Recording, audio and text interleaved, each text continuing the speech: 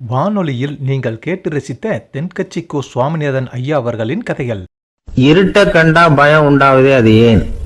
இப்படி ஒரு கேள்வியை ஒரு பெரியவர்கிட்ட கேட்டாங்க. அதுக்கு அவர் பதில் சொல்றார். மனிதனுடைய ஆதிகால வாழ்க்கையில தொற்றி கொண்ட பயம் இது வேரூன்றி இருக்குது, இன்னமும் போகல. 50,000 வருஷங்களுக்கு முன்னாடி மனுஷன் குகைகள்ல வாழ்ந்தான். பகல்ல பயம் இருக்காது, ராத்திரியில மிருகங்கள் தாக்கும், கொல்லும், நிம்மதியா தூங்க கூட முடியாது. அதனால இந்த மனுஷனுக்கு இரவுன்னா மரணம், பயம் அப்படின்னு பழகி போச்சு. மனிதர்களுடைய எல்லா மனசையும் சேர்த்து மொத்தமா ஒரு மனசு உண்டு. மனிதர்களுடைய நினைவு இந்த மொத்த மனசுல பதிஞ்சிருக்கு, பரவுது. இந்த மொத்த மனசுல இருட்டு பற்றிய பயம் பதிந்து நீடிக்குது அப்படிங்கிறார் அவர். இந்த காலத்துல இரவை பகலாக்கிறதுக்கு எவ்வளவு விளக்குகள்லாம் வந்தாச்சு. ராத்திரியிலேயும் மிருகங்கள் தாக்குங்கிற நிலைமை இல்லை. பாதுகாப்பான வீடுகள், விலங்குகளும் விலகி போயிட்டு, விலங்குகள்லாம் விலகி போயிட்டு, வீடுகளும் பாதுகாப்பா இருக்குது. சரி, இருந்தாலும் அந்த பழங்கால பயம் இருட்டு பயம் இன்னமும் மனுஷனை விட்டு போகல. இன்னொரு விஷயம் என்னன்னா, இருட்டுல இருந்து வெளிச்சத்துக்கு வராத மனிதர்கள் இன்னைக்கு அதிகம். ஒரு ஆளு ஆத்துக்கு மீன் பிடிக்கிறதுக்காக போனான், இன்னும் விடியல.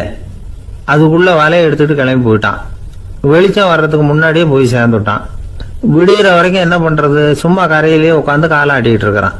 காலில் ஏதோ ஒரு சின்ன மூட்டை தட்டுப்பட்டது. இருட்டுல அது என்னன்னு சரியா தெரியல. மூட்டைக்குள்ள சின்ன சின்ன கல்லா நிறைஞ்சி இருக்குது. சும்மா பொழுது போகணுமேங்கிறதுக்காக இவன் அந்த மூட்டைக்குள்ள இருந்து ஒவ்வொரு கல்லா எடுத்து ஆத்துல வீசிக்கிட்டு இருக்கிறான். விடிகிற வரைக்கும் வேற வேலை இல்லைங்கிறதுனால எப்படி செஞ்சுக்கிட்டே உட்காந்துருக்கிறான். கிழக்க மெதுவா வெளிச்சம் தெரிய ஆரம்பிச்சது. பொழுது விடியறதுக்கான அறிகுறி. இதுக்குள்ள அந்த மூட்டையில இருந்த எல்லா கல்லையும் எடுத்து வீசி எறிஞ்சுட்டான். கடைசியா ஒரே ஒரு கல் மட்டும்தான் கையில பாக்கி இருந்தது. வெளிச்சம் வந்ததும் அந்த கல்லை பார்த்தான், அப்படியே திகைச்சு போயிட்டான். அடடா, இது வரைக்கும் தெரியாம தப்பு பண்ணிட்டோமே அப்படின்னு நினைச்சான். ஏன் தெரியுமா?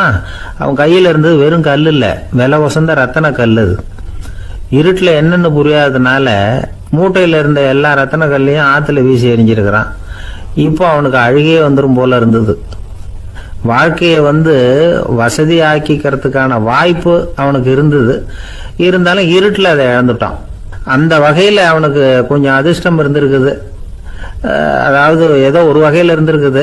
அதனாலதான் அந்த கடைசி கல்ல எரியறதுக்குள்ள வெளிச்சம் வந்துட்டுது. பல பேருக்கு அந்த அளவு கூட அதிர்ஷ்டம் வர்றது இல்லை. எல்லாத்தையும் வீசினதுக்கு அப்புறம் தான் வெளிச்சம் வரும். என்னன்னு விவரம் தெரியாமலே எழுந்திரிச்சு வந்துருவாங்க. வாழ்க்கைங்கிறது ஒரு பெரிய புதையல். அதை புரிஞ்சிக்காம மனுஷன் அதை வீசி எரிஞ்சுக்கிட்டு இருக்கான் அப்படிங்கிறது தான் பெரியவங்க கருத்து. சில பேருக்கு புரிஞ்சுக்கிற நேரம் வரும், அதுக்குள்ள வாழ்நாள்லாம் ஓடி போயிருக்கும். அதுக்கப்புறம் என்ன பண்றது? நம்மால் ஒருத்தன் கையில ஒரு சின்ன பையோட வந்துகிட்டு இருந்தான். பை உள்ள ஏகப்பட்ட நகைகள், ரத்தன கல் எல்லாம் இருக்கு. வந்துகிட்டு இருந்தவன் திடீர்னு அந்த பையை அப்படியே ஒரு குளத்துல வீசி எறிஞ்சுட்டான். மகான்கள் தான் இப்படி பற்று இல்லாம இருப்பாங்க.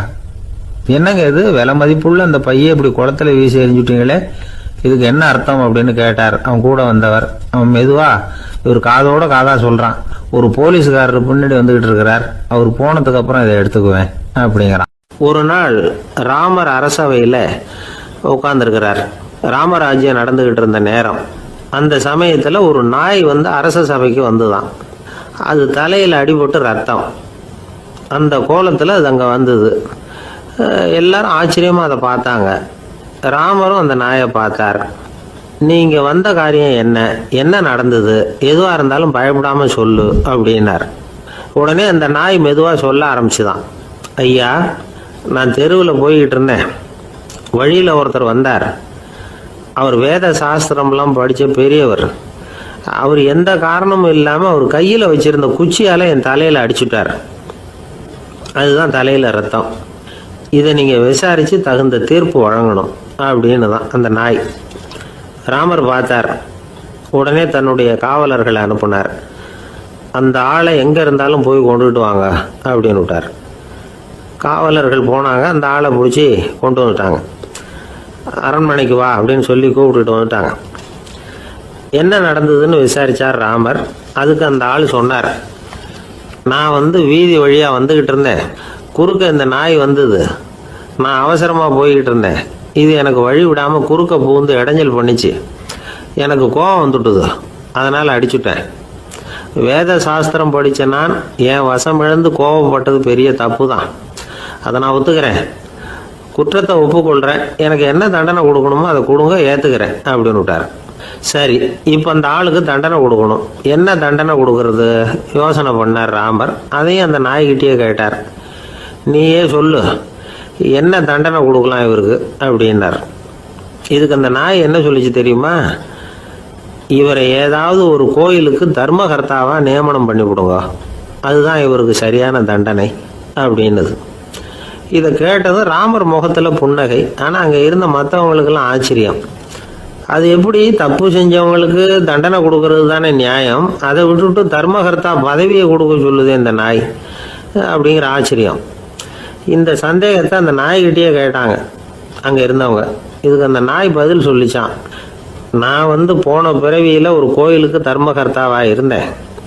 எவ்வளவோ கவனமாக எச்சரிக்கையாக தான் என்னுடைய கடமைகளை எல்லாம் செஞ்சுக்கிட்டு வந்தேன். அப்படி இருந்தாலும் சில சமயங்களில் என்னையும் மீறி கோயில் செல்வத்தை நான் அனுபவிக்கிறதுக்கு காரணம் ஆயிட்டேன். ஒரு கோவிலுக்கு தர்மகர்த்தாவாக இருக்கிறவங்க எப்படியும் இந்த பாவத்திலேருந்து தப்பிக்கிறது கஷ்டம். அதனால தான் நான் இந்த பிறவியில் நாயாக பிறந்து இப்படி கஷ்டப்படுறேன். இதே நிலைமை இந்த ஆளுக்கும் ஏற்படணும் அப்படிங்கிறதுக்காக தான் அவரையும் ஒரு கோயிலுக்கு தர்மகர்த்தாவை நியமிக்கும்படி கேட்டுக்கிட்டேன் அப்படின்னு தான் இந்த நாய். இதிலேருந்து என்ன தெரியுது? எந்த பதவியில் நாம் இருந்தாலும் நமக்கு தெரியாமல் கூட அதை தவறாக உபயோகப்படுத்தக்கூடாதுங்கிறத இதிலேருந்து புரிஞ்சுக்கணும். இல்லைன்னா அடுத்த பிறவியில் நாயாக பிறந்து எங்கேயாவது போய் வாழை ஆட்டிட்டு நிற்க வேண்டியது தான். கோவில் வாசலில் 2 நாய் பேசிக்கிட்டு இருந்துதான். போன ஜென்மத்தில் நான் மனுஷனாக தான் இருந்தேன். ஒரு கோவில் பூசாரி பேச்சை கேட்டுவிட்டு அவரோட கூட்டு சேர்ந்துக்கிட்டு ஆண்டவன் போட்டிருந்த நகையெல்லாம் அபகரித்து என்கிட்ட கொடுத்தாரு அவர்.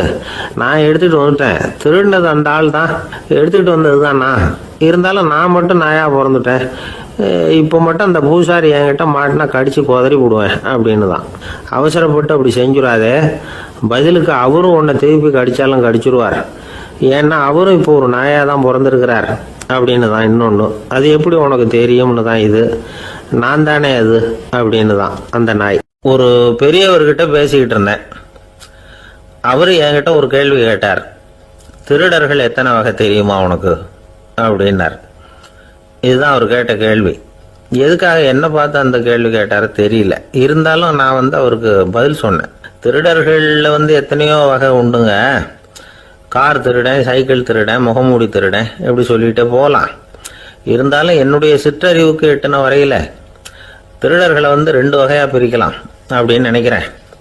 ஒன்று ராத்திரியில் திருடுற திருடன், இன்னொருத்தன் பகலில் திருடுற திருடன். அதாவது பகல் திருடன், ராத்திரி திருடன் அப்படின்னு பெரியவர் சிரித்தார். என்ன சிரிக்கிறீங்களே என்ன? கள்வர்கள் 4 வகை அப்படின்னு ஆரம்பித்தார். எப்படின்னு கேட்டேன்.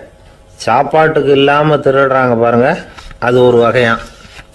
சாப்பாட்டுக்கு இருந்தும் திருடுறாங்க பாருங்க, அது ஒரு வகையான். இதை தவிர இன்னும் ஒரு 2 வகை திருட்டு உண்டு. அது என்னன்னா, ஆண்டவன் கிட்ட இருந்து நாம திருடுற திருட்டு. இன்னொன்று என்னன்னா, நம்ம கிட்ட இருந்து ஆண்டவன் திருடுற திருட்டு அப்படின்னார். எனக்கு ஒன்றும் புரியல. என்ன சார் இது, ஆண்டவனையே திருடன்னு சொல்றீங்களே அப்படின்னு ஆச்சரியமா. ஆமாங்க, ஆண்டவனை கல்வன்னு சொல்றது இல்லையா? காஞ்சிபுரத்துக்கு பக்கத்தில் திருக்கார்வனம் அப்படின்னு ஒரு ஊர் இருக்கு. அங்கே உள்ள பெருமாளுக்கு கல்வர்னு தான் பேர். அது மட்டும் இல்லை, திருமங்கை ஆழ்வார் தம்முடைய திருநெடுந்தாண்டகத்தில் கார்வனத்துள்ளாய் கல்வா அப்படின்னு தான் அழைக்கிறார் அப்படின்னு நிறைய உதாரணம்லாம் சொல்ல ஆரம்பித்தார். அதுக்கப்புறம் அவர்கிட்ட பேசி நான் புரிஞ்சுக்கிட்ட விவரங்களை தான் இப்போ உங்ககிட்ட சொல்ல போகிறது. அதாவது அவர் சொன்ன முதல் வகை திருடர்கள் சாப்பாட்டுக்கு இல்லாமல் திருடுறவங்க. இவங்களை திருத்தி போடலாம். சாப்பாட்டுக்கு இருந்தும் பணம் சேர்க்கணுங்கிற ஆசையால் பொய் கணக்கெல்லாம் எழுதுறாங்க பாருங்க, அவங்க தான் 2வது வகை. 3வது வகை திருட்டு தான் மிகப்பெரிய திருட்டு. இறைவனுக்கு சொந்தமானதை நம்முடையதுன்னு நினைக்கிற திருட்டு. எது இறைவனுக்கு சொந்தமானது அப்படின்னா ஆத்மா. பகவானுக்கு சொந்தமான ஆத்மாவை நம்முடையதுன்னு நினைக்கிறது தான் அந்த மாபெரும் திருட்டு. இதுக்கு பேர் தான் ஆத்மாபகாரமா. சரி, இதுக்கு பரிகாரம் என்ன? எல்லாம் இறைவனுடையது, நமக்கு ஒன்றும் இல்லை அப்படின்னு நினைக்கிறது தான் இதுக்கு பரிகாரம். இதெல்லாம் இருக்கட்டும். 4வது திருட்டு ஒன்று சொன்னோம்ல, ஆண்டவன் நம்மகிட்ட இருந்து திருடுறது. அது எப்படி? ஆண்டவனை கல்வன்னு சொல்றாங்க, அது சரி.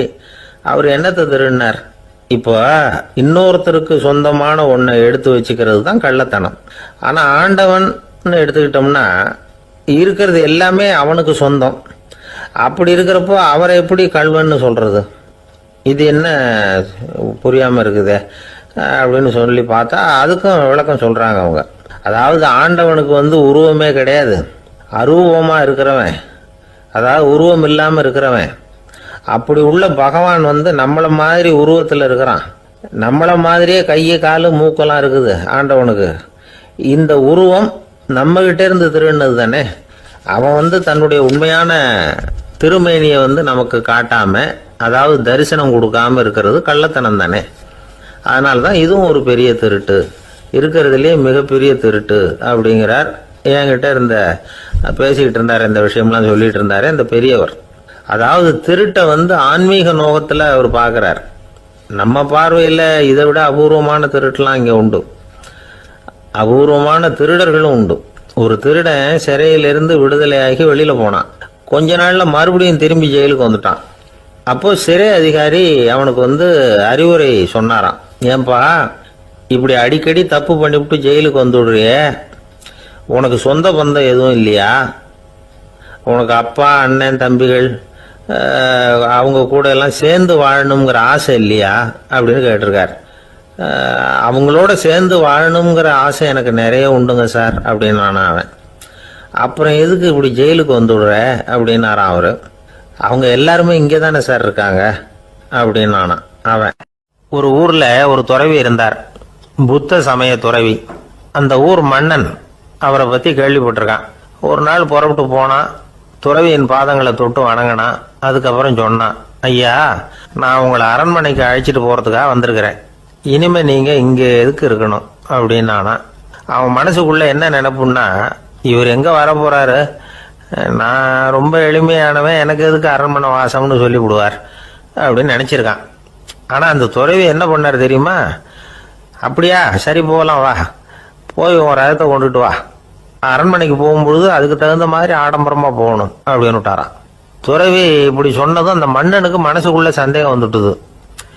இவர் உண்மையிலேயே துறவி தானா, ஏமாத்து பேர் வழி மாதிரி தெரியுதே அப்படின்னு நினச்சிருக்கான். இருந்தாலும் இனிமேல் என்ன பண்ணுறது, சொல்லியாச்சு.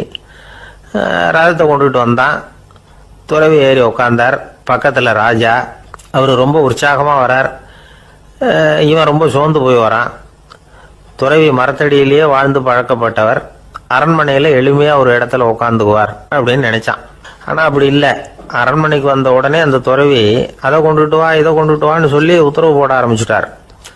அரண்மனையில் இருந்தால் அரசனை மாதிரி இருக்கணும் அப்படிங்கிறார்.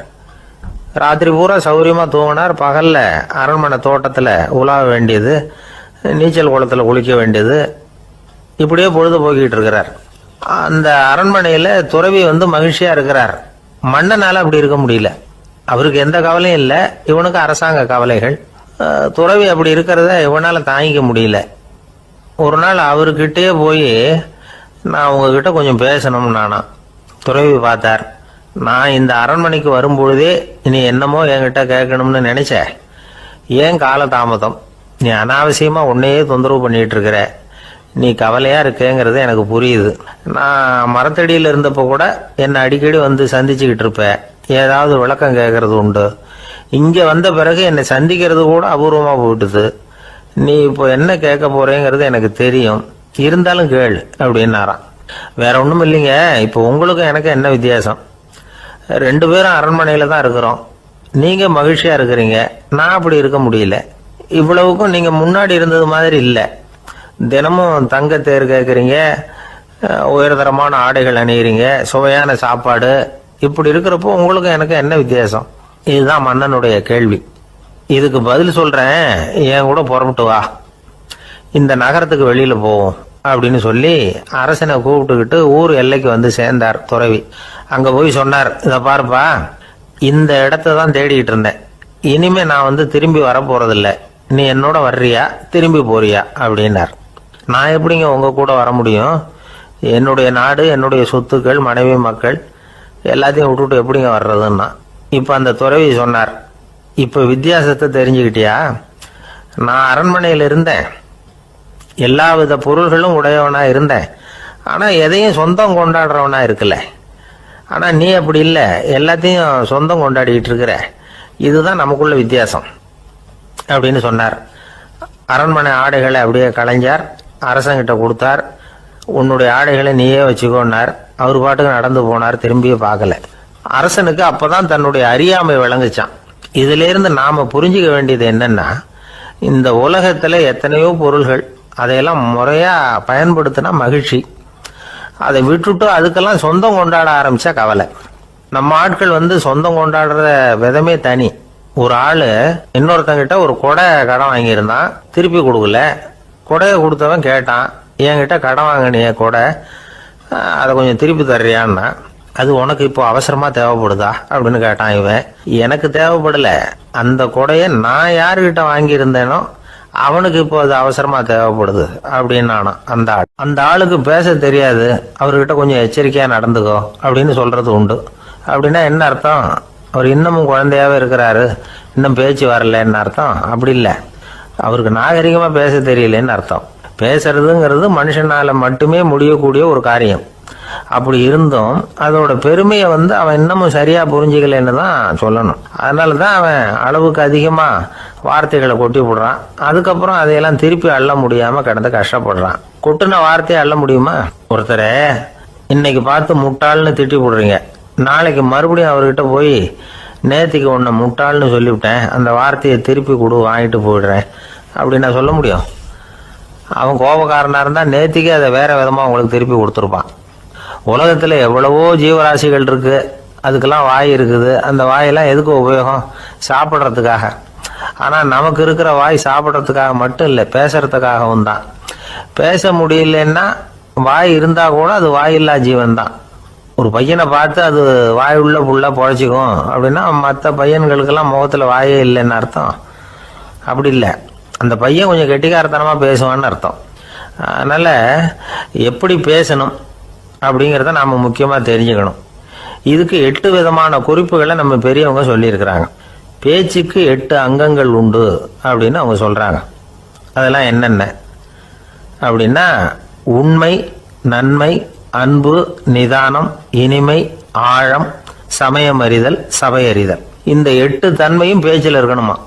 இதையே கொஞ்சம் விவரமா சில பேர் போர்டில் எழுதி வச்சிருப்பாங்க.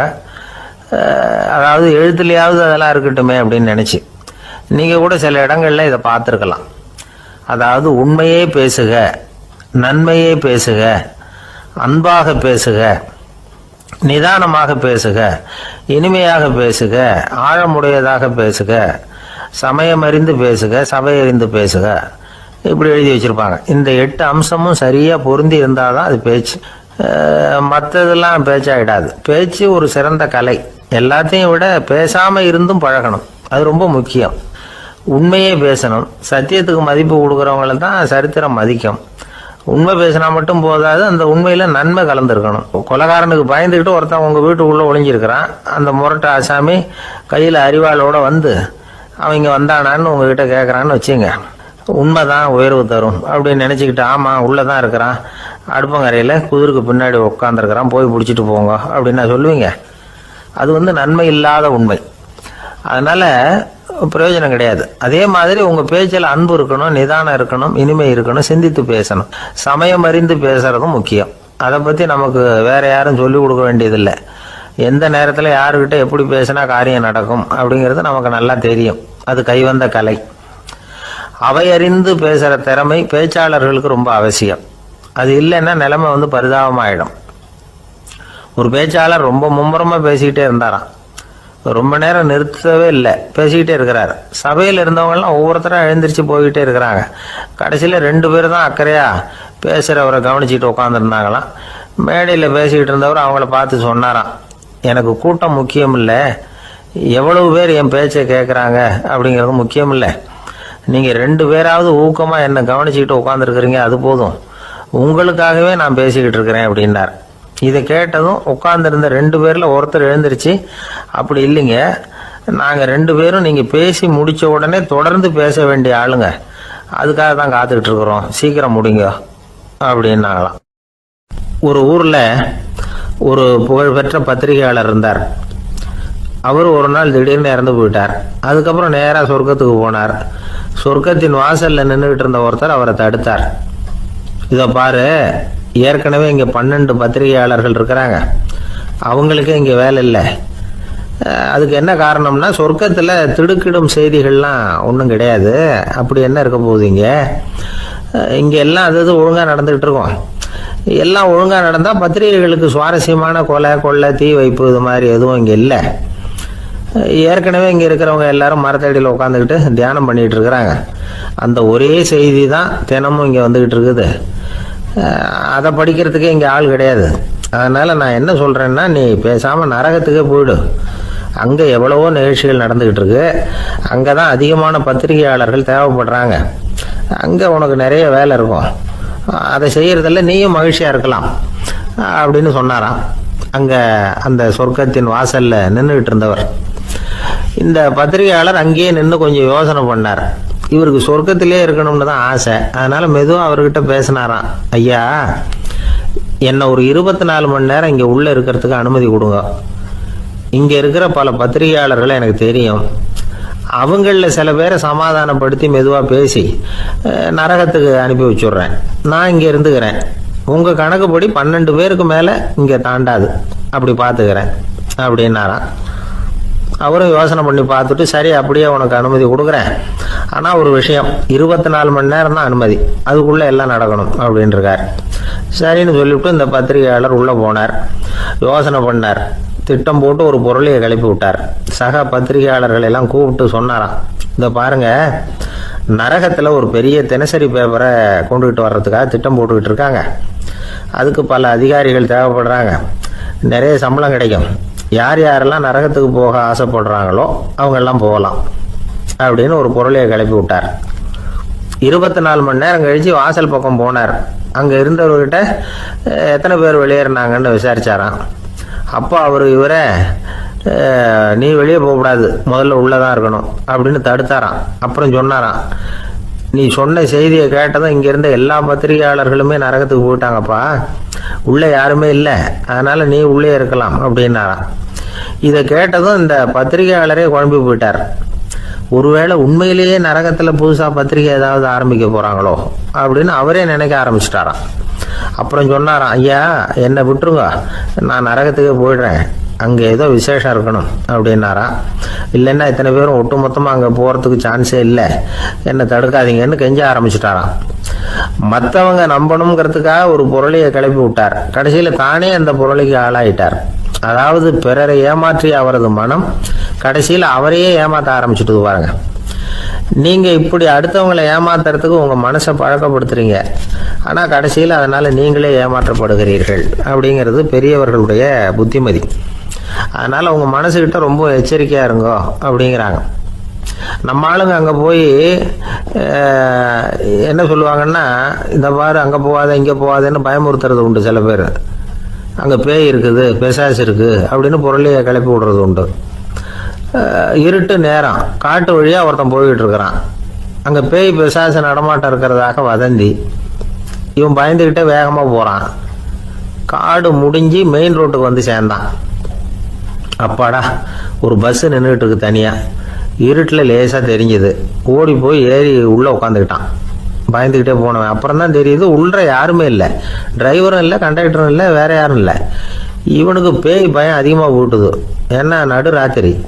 இந்த நேரம் பார்த்து அந்த பஸ்ஸு தானே நகர ஆரம்பிச்சுதான். இவனுக்கு இன்னும் பயம் அதிகமாக போட்டுது. ஏன்னா டிரைவர் சீட்டு காலியாக இருக்குது, பஸ்ஸு நகருது. இவன் உடம்பு பூரா நடுங்க ஆரம்பிச்சுட்டுது. வீல்னு கத்தலாமான்னு பார்த்தான்.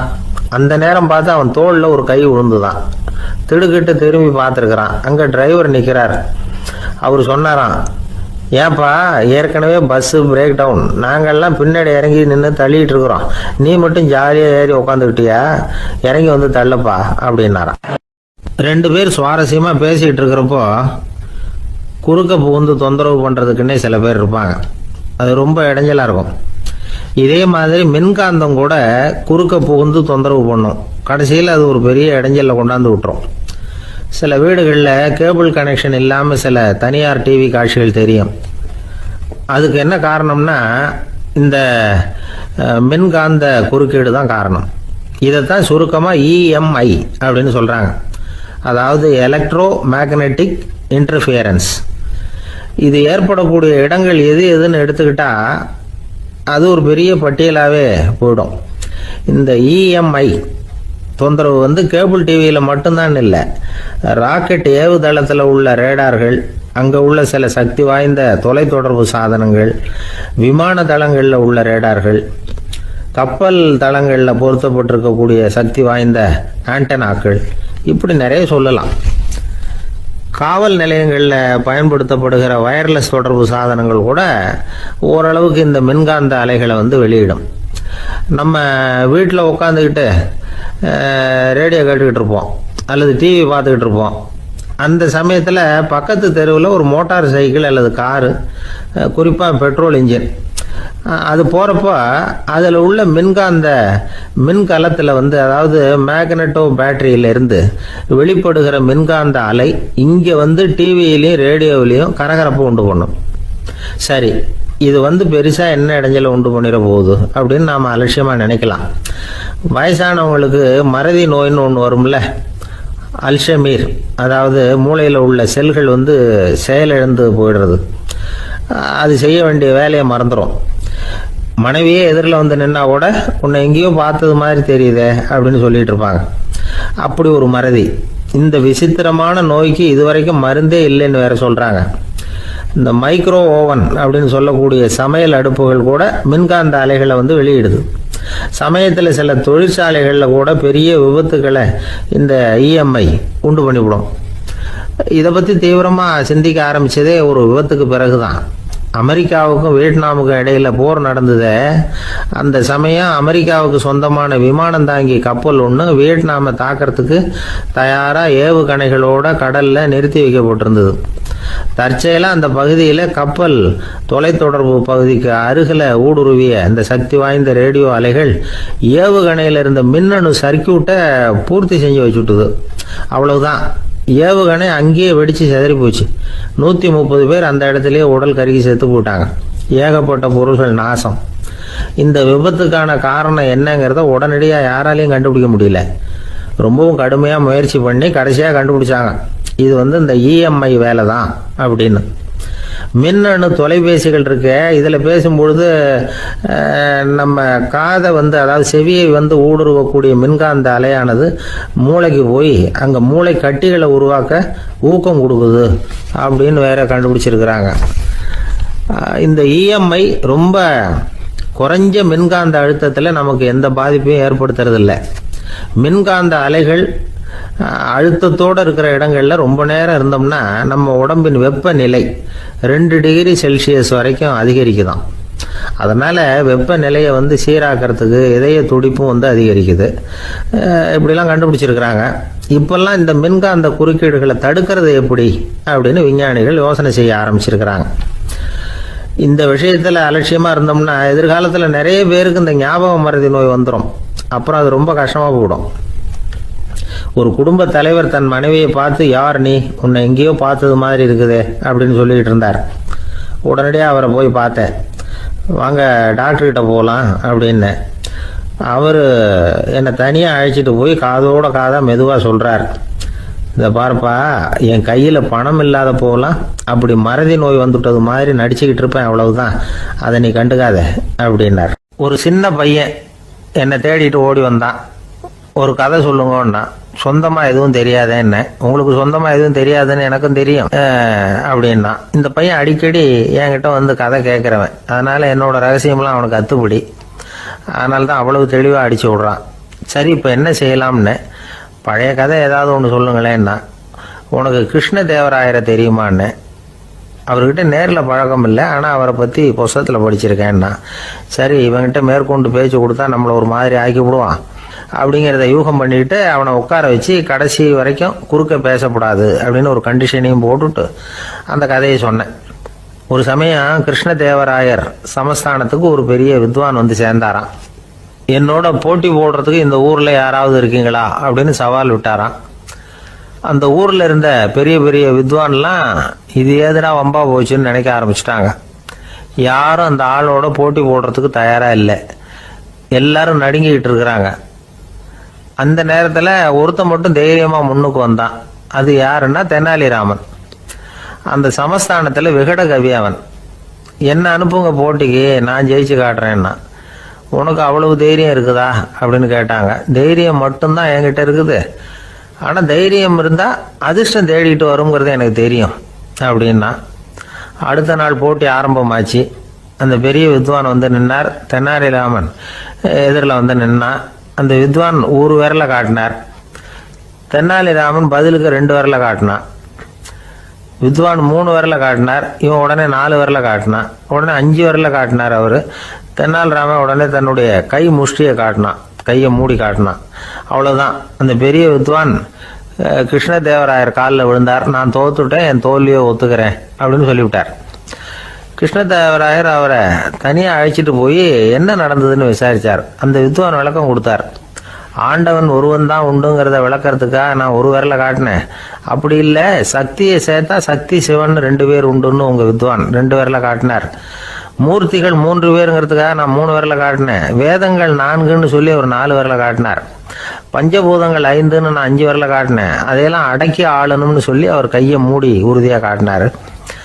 அடடா, உங்கள் வித்வானுக்கு எப்பேற்பட்ட அறிவு! அவர் தான் ஜெயிச்சார், நான் தோத்துட்டேன் அப்படின்னார் அவர். அப்படி சொல்லிவிட்டு அவர் போயிட்டார். அதுக்கப்புறம் தெனாலிராமனை கூப்பிட்டு என்னப்பா நடந்தது அப்படின்னு கேட்டாராம். அதுக்கு தெனாலிராமன் விளக்கம் கொடுத்துருக்குறான். அவன் முதல்ல என்னை கொன்னுடுவேன்னு அந்த வித்வான் ஒரு விரலை காட்டினான். உடனே ஒரு 2 கண்ணையும் தோண்டி போடுவேங்கிறதுக்காக நான் 2 விரலை காட்டினேன். உனக்கு நாமம் போட்டுருவேன்னு சொல்லி 3 விரலை காட்டினான். அதை அழிச்சிருவேன்னு 4 விரலை காட்டினேன். உன்னை அரைஞ்சிருவேன்னு அவன் 5 விரலை காட்டினான். நான் உங்களை குத்தி போடுவேன்னு சொல்லி கையை மூடி காட்டினேன் அப்படின்னா. இப்போ பாருங்க, ஜெயிச்சது யார்? தைரியம் மட்டும் இருந்துட்டா அதிர்ஷ்டம் தானாக தேடி வருங்கிறது எவ்வளவு உண்மையாக போச்சு. அதனால் நாம் எப்பவும் தைரியமாக இருக்கணும்னு சொல்லிவிட்டு என் எதிரில் கதை கேட்டுட்டு உட்காந்துருந்த சின்ன பையனை பார்த்தேன். அவன் என்னை நிமிர்ந்து பார்த்தான். அவன் தன்னோட கை கால் 2ஐயும் ஒரு மாதிரியாக என் முன்னால் தூக்கி 20 விரலை காட்டினான். எனக்கு ஒன்றும் புரியல. இதுக்கு என்னப்பா அர்த்தம்னு கேட்டேன். இதே கதையை இதுக்கு முன்னாடி என்கிட்ட 20 தடவை நீங்கள் சொல்லியிருக்கீங்கன்னு அர்த்தம் அப்படின்னா. நம்மக்கிட்ட ஒருத்தன் தப்பாக நடந்துக்கிட்டானா உடனே நாம் என்ன செய்வோம்? கையை ஓங்கிட்டு அவனை அடிக்க போவோம். நாம் அவங்ககிட்ட அவனை விட ஒருபடி மேலாக தப்பாக நடந்துக்குவோம். ஆனால் பெரியவங்கள்லாம் அப்படி நடந்துக்கிறது இல்லை. இன்னா செய்தாரை ஒருத்தல் அவர் நாண நன்னயம் செய்து விடல் அப்படின்னு வள்ளுவர் சொல்லியிருக்கார் இல்லையா? அதுக்கு தகுந்த மாதிரி நடந்துக்குவாங்க. பாயசித் விஸ்தாமிங்கிறவர் ஒரு பெரிய ஞானி. அவர் ஒரு நாள் ராத்திரி ரொம்ப நேரம் மசூதியில் இருந்துட்டு வீட்டுக்கு திரும்பி வந்துகிட்டு இருக்கிறார். வழியில் ஒரு குடிகாரன், அவன் கையில் ஒரு இசைக்கருவி, அதை கண்ணா பின்னான்னு மீட்டிக்கிட்டு வாய்க்கு வந்தபடி என்னத்தையோ பாட்டுன்னு நினச்சிக்கிட்டு பாடிக்கிட்டு அவன் பாட்டுக்கு கிடக்கிறான் வழியில். அதோடு இருந்தாலும் பரவாயில்ல, அந்த பக்கமாக வழியில் போகிறவங்க வர்றவங்களையெல்லாம் பார்த்து கண்ணா பின்னான்னு திட்டிக்கிட்டு இருக்கிறான், ரொம்ப வளர்க்குறான். பாயசித் பிஸ்தாமிங்கிற அந்த பெரியவர் அந்த வழியாக போகிறார். அவனை பார்க்குறார். அவனுடைய நிலைமையை பார்த்துட்டு பரிதாபப்படுறார். ஏன்பா இது மாதிரிலாம் நடந்துக்கிற, இப்படி நடக்கலாமா அப்படின்னு ஏதோ கொஞ்சம் புத்திமதி சொல்கிறதுக்கு ஆரம்பித்தார். அவனுக்கு கோபம் வந்துட்டுது. கையில் வச்சிருந்த வாத்திய கருவி அதால் ஓங்கி அந்த பெரியவர் தலையில் ஒரு அடி கொடுத்தான். ரத்த காயம் ஏற்பட்டு போச்சு. அவன் கையில் இருந்த இசைக்கருவியும் அடித்த வேகத்தில் 2ஆக உடஞ்சி போச்சு. அவ்வளோ வேகமாக அடிச்சிருக்கான். இவ்வளவு தூரத்துக்கு நடந்து போச்சுல்ல. அந்த மாபெரும் ஞானி வாயை திறந்து ஒரு வார்த்தை கூட பேசலை. பேசாமல் தலையை பிடிச்சிக்கிட்டு அவர் பாட்டுக்கு போயிட்டார். மறுநாள் அந்த பெரியவர் என்ன பண்ணார் தெரியுமா? கொஞ்சம் இனிப்பு பண்டங்கள், கொஞ்சம் பணம், இது 2ஐயும் ஒரு ஆள் மூலமாக அனுப்பி வச்சார் அந்த குடிகாரனுக்கு. அவனுக்கு ஒன்றும் புரியல. என்ன விவரம்னு விசாரித்தான். வந்த ஆள் ஒரு கடுதாசியை நீட்டினான். அதில் விவரம் இருந்தது. ஞானி எழுதியிருக்கிறார், இதை பார்ப்பா, உங்களுடைய இசைக்கருவி உடையறதுக்கு என்னுடைய தலை காரணமாக ஆயிட்டுது. அதுக்காக நான் ரொம்ப வருத்தப்படுறேன். அதுக்காக தான் பணம் அனுப்பி வச்சுருக்கேன். வேறு புதுசாக ஒரு இசைக்கருவி வாங்கிக்கோ. அப்புறம் இன்னொரு விஷயம், நேற்றுக்கு ராத்திரி என்கிட்ட ஏகப்பட்ட கசப்பான வார்த்தைகளை வந்து பேசினேன். இதோட அனுப்பியிருக்கிற இனிப்பு பண்டங்களை சாப்பிட்டு உன்னுடைய நாவில் உள்ள கசப்பை மாற்றிக்கோ அப்படின்னு அதில் எழுதப்பட்டிருந்தது. இந்த சமயத்தில் அவன் வந்து குடி மயக்கத்தில் இல்லை, தெளிஞ்சு போயிருந்த நேரம் அது. அதனால் அதை படித்த உடனே அவனுக்கு ரொம்ப வெக்கமாக போச்சு. தலை குனிஞ்சான், யோசனை பண்ணான். கொஞ்ச நேரத்தில் தன்னுடைய நண்பர்கள் சில பேரையும் கூப்பிட்டுக்கிட்டு நேராக அந்த ஞானி இருக்கிற இடத்துக்கு ஓடினான். அவர் காலில் விழுந்தான். அவர்கிட்ட மன்னிப்பு கேட்டுக்கிட்டான். பெரியவங்களே தெரியாமல் வந்து நான் இந்த பாவச் செயலை பண்ணிவிட்டேன், என்னை மன்னிச்சுங்க. உங்களுடைய பொறுமையும் போதனையும் என்னுடைய கண்ணை திறந்துட்டுது. இனிமேல் நானும் என்னுடைய நண்பர்களும் நல்ல வழியில் திருந்தி வாழ போகிறோம் அப்படின்னா. ஞானி செய்த நன்னயம் குடிகாரனை எப்படி திருத்திருக்கு பார்த்தீங்களா? இந்த கதையை கேட்டுவிட்டு ஒருத்தர் சொன்னார், என் வாழ்க்கையில் கூட அப்படி ஒரு சம்பவம் நடந்தது சார். நானும் ஒரு நாள் ராத்திரி ஓவராக குடிச்சிட்டு ஒரு கிட்டாரை வாசிச்சுக்கிட்டு கண்ணாபின்னான்னு உளறிக்கிட்டு திட்டிக்கிட்டு இருந்தேன். அந்த சமயம் அந்த வழியாக ஒருத்தர் வந்தார். ஓங்கி தலையில் ஒரே ஒரு அடி, ரத்தம் வந்துட்டுது. அதுக்கப்புறம் என் மனசு தெரிந்துட்டுது சார் அப்படின்னார். அப்படியா என்ன ஆச்சரியமா? ஆமாம் சார், அடி விழுந்தது அவர் தலையில் இல்லை, ஏன் தலையில். வந்தவர் என்ன அப்படி அடிச்சுட்டார். மயக்கம் தெளிஞ்சதுக்கு அப்புறம் தான் எனக்கு விவரம் புரிஞ்சுது, அவர் ஒரு போலீஸ்காரர் அப்படின்னார் ரொம்ப சோகமா. இந்த காலத்து புள்ள ஒருத்தன் தன்னோட அப்பாவை பார்த்து சொன்னான், அப்பா நான் உனக்கு உதவி செய்யலாம்னு நினைக்கிறேன், என்ன உதவி செய்யணும்னு சொல்லு அப்படின்னா. நீ சும்மா இருந்தால் அதுவே எனக்கு செய்கிற பெரிய உதவிடா அப்படின்னார் அப்பா. சும்மா இருக்கிறதும் ஒரு உதவி தான், அது மாதிரி மௌனமும் ஒரு சமூக சேவை தான் அப்படிங்கிறார் காஞ்சி பெரியவர். நமக்கு 5 புலன்கள் இருக்குது, மெய் வாய் கண் மூக்கு செவி. இந்த 5லேயும் அதிகப்படியான வேலை எதுக்குன்னு நினைக்கிறீங்க? வாய்க்கு தான். ஏன்னா அதுக்கு 2 வேலை. இப்போ கண்ணுக்கு பார்க்குறது மட்டும்தான் வேலை, காதுக்கு கேட்குறது மட்டும்தான் வேலை, மூக்குக்கு வாசனை அறியறது தான் வேலை, உடம்புக்கு உணர்றது மட்டும்தான் வேலை. ஆனால் வாய் அப்படி இல்லை, அதுக்கு 2 வேலை. சாப்பிட்றதும் அதுதான், பேசுகிறதும் அதுதான். அதாவது வாய் ஒன்று தான் கர்மேந்திரியமாகவும் இருக்குது, ஞானேந்திரியமாகவும் இருக்குது அப்படின்னு சொல்லுவாங்க. சாப்பாட்டில் உட்காந்தா எந்தெந்த ஆகாரம் என்னென்ன ருசின்னு அறிவிக்கிற வேலையும் செய்யுது. சபையில் உட்காந்தா பாடுறது, பேசுறது, சிரிக்கிறது, இது மாதிரியான வேலையும் செய்யுது. இன்னொரு வித்தியாசம், கண்ணு காது மூக்கெல்லாம் ஸ்ட்ரெயின் பண்ணிக்கிட்டு வேலை செய்கிறதில்ல. ஒரு ரோஜா பூ பார்த்தா உடனே மூக்கு அப்படியும் இப்படியும் அசைய ஆரம்பிக்கிறதில்ல. ஒரு சங்கீதத்தை கேட்ட உடனே காது ஆட ஆரம்பிக்காது. ஆனால் வாய் அப்படி இல்லை, அது பேசினாலும் சரி சாப்பிட்டாலும் சரி அசைஞ்சு தான் ஆகணும். ஆக மற்றதை விட வாய்க்கு வேலை ஜாஸ்தின்னு தெரியுது. சாப்பிட்றது பேசுறது அப்படின்னு 2 காரியம் அதுக்கு. இப்படி 2 காரியம் இருக்கிறதுனால அது 2ஐயும் பாதியாக குறைச்சிக்கணுங்கிறது கடவுள் அபிப்பிராயமாக இருக்கணும் அப்படிங்கிறார் காஞ்சி பெரியவர். ஆனால் இப்போ நாம் அப்படியா நடந்துக்கிறோம்? அதுக்கு நேர்மாறாக நடந்துக்கிறோம். நாம் சாப்பிட்றதும் அதிகம், பேசுகிறதும் அதிகம். 2 வேலையையும் தேவைக்கு அதிகமாகவே செய்கிறோம். வாய் தான் ரொம்ப ஓவர் ஒர்க்குடு. அதுக்கு ஓய்வு கொடுத்தா உடம்பும் நல்லாயிருக்கும், உலகமும் நல்லாயிருக்கும்.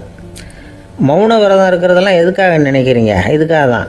இந்த காலத்தில் மௌனமாக இருக்கிறவங்கெல்லாம் மகத்தான தொண்டு செய்கிறாங்க அப்படின்னு தான் சொல்லணும். சத்தம் அதிகமாக போய் தான் சவுண்டு பொல்யூஷன் வருது.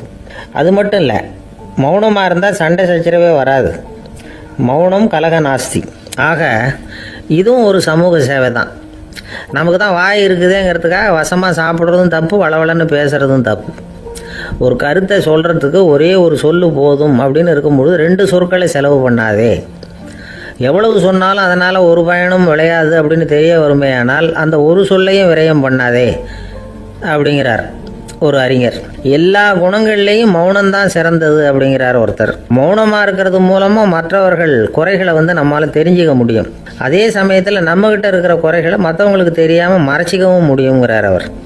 உண்மைதானே? ஒரு பெரிய மேடை பேச்சாளர், பொது வாழ்க்கையில் 25 வருஷ காலமாக ஈடுபட்டிருக்கிறவர். அவர் மனைவி ஒரு நாள் சொன்னாங்க, எங்கள் வீட்டுக்காரர் 25 வருஷ காலமாக பொது வாழ்வில் ஈடுபட்டிருந்தா கூட இந்த மாதம் 10ஆம் தேதியிலேருந்து தான் மக்களுக்கு சேவை செய்ய ஆரம்பிச்சிருக்கார் அப்படின்னு நாங்கள் ரொம்ப பெருமையாக. 10ஆம் தேதிக்கு அப்படி என்ன விசேஷம் அப்படின்னு கேட்டோம். அன்னையிலேருந்து தான் அவர் மேடையில் பேசுகிறத நிறுத்தினார் அப்படின்னாங்க அந்த அம்மா.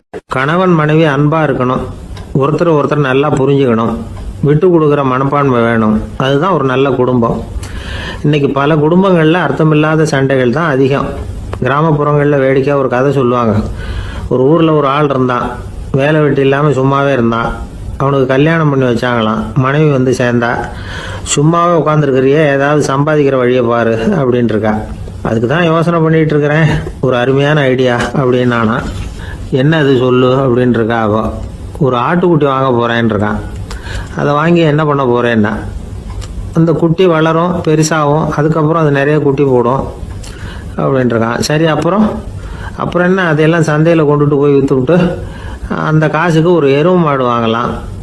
சரி, அது எதுக்கு? எருவு மாடு நிறைய பால் கொடுக்கும், அதை கொண்டுகிட்டு போய் பால் பண்ணையில் கொடுப்பேன், அல்லது நானே விற்றுருவேன், கை நிறைய காசு கிடைக்கும். அதுக்கப்புறம் ஒரு பசுமாடு வாங்குவேன், பாலையும் விற்கலாம், நாமளும் காய் போட்டு சாப்பிட்லாம், இப்படிலாம் சொல்லியிருக்கான். அப்போ அந்த பொண்ணு சொல்லிச்சான், அடுத்த தெருவில் இருக்கிற எங்கள் அம்மா வீட்டுக்கும் கொஞ்சம் பால் கொடுத்து அனுப்பலாம் அப்படின்ட்டுருக்கா அந்த பொண்ணு. இந்த இடத்துல கணவனுக்கு கோவம் வந்துட்டுது. அது எப்படி உங்கள் அம்மா வீட்டுக்கு எதுக்கு கொடுக்கணும், அதெல்லாம் முடியாதுன்றிருக்கான். இந்த இடத்துல சண்டை ஆரம்பமாயிட்டுது.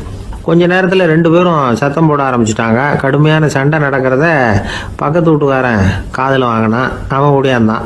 அவனுக்கு தெரியும், வாங்காத மாட்டுக்காக இப்படி சண்டை போட்டுக்கிட்டு இருக்கிறாங்கங்கிறது அவனுக்கு புரியும். அவன் ஓடி வந்து சொன்னான், ஏண்டா உன்னோட பசுமாட்டை ஒழுங்காக கட்டி போடக்கூடாதான்ருக்கான். என்னடா சொல்கிறேன்னா இவன், உன் மாடு என் தோட்டத்தில் வந்து மேய்ஞ்சுட்டுது, பயிரெலாம் நாசமாயிட்டுது, 10,000 ரூபா அளவுக்கு சேதம், அதை வாங்கிட்டு போகிறதுக்கு தான் வந்தேன், குடுறா 10,000 நானா. இவன் அரண்டு போயிட்டான். அப்புறம் சொன்னா, டே நான் இன்னும் மாடே வாங்கலையே, அதுக்குள்ளே அது வந்து எப்படிடா உன் தோட்டத்தில் மேயும், என்னடா உளறேன்ருக்கான். நீ தாண்டா இப்போ உளறிக்கிட்டு இருக்க, மாடே வாங்கலை, அதுக்குள்ளே எப்படிடா வந்து உன்னுடைய மனைவி அவங்க அம்மா வீட்டுக்கு பால் கொடுத்து அனுப்ப முடியும் அப்படின்னு அவன் கேட்டானா. நம்ம ஆளுக்கு இப்போ தான் புத்தி வந்துதான். அர்த்தமே இல்லாத சண்டை போட்டுக்கிட்டு இருக்கிறோம் அப்படிங்கிறத அவன் புரிஞ்சுக்கிட்டானா. இது நம்ம முன்னோர்கள் சொல்லியிருக்கிற ஒரு கதை. சண்டையில் தான் அர்த்தம் இல்லையே தவிர கதையில் அர்த்தம் உண்டு. அதாவது இல்லாத விஷயங்களுக்காக சண்டை போட்டுக்கிட்டு இல்லறத்தை வீணாக்கிக்கிட்டு இருக்கிற மனிதர்கள் இன்றைக்கு நிறைய பேர் இருக்கிறாங்க. ஒருத்தன் தன்னுடைய மனைவியை பற்றி மாமனார்கிட்ட புகார் சொன்னானா, மாமா உங்கள் பொண்ணு அர்த்தமில்லாத சண்டை போடுறா, எதுக்கு எடுத்தாலும் எடுத்தெறிஞ்சு பேசுகிறா அப்படின்ட்டுருக்கான். நீ எப்படி மாப்பிள்ளை அதை சமாளிக்கிற அப்படின்னு கேட்டிருக்காரு அவரு. அவள் எடுத்தெறியறது என் மேலே படாமல் ஒதுங்கி நின்றுக்கிறேன் அப்படின்னு நானா இவன்.